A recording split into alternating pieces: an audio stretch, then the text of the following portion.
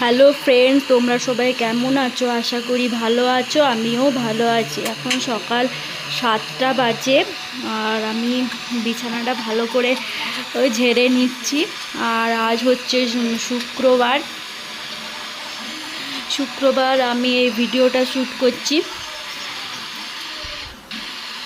আমার ভালো করে সব বালিশ বিছানা সব ভালো করে গুছিয়ে নিলাম। এবার আমি টেবিলটা প্রচণ্ড ধুলো পড়ে, প্রত্যেক দিনেই মুছতে হয়, তাই একটু মুছামুছি করে নিচ্ছি। এবার আমি রান্নাঘরে চলে এসেছি রান্না করার জন্য। আর এখানে আমি বড়া ভাজা করছি। এটা কিসের বড়া ভাজা করছি সেটা আপনারা কমেন্টে জানাবেন।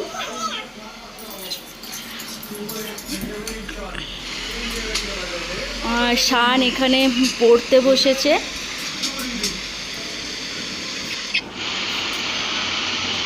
পড়াশোনা করছে।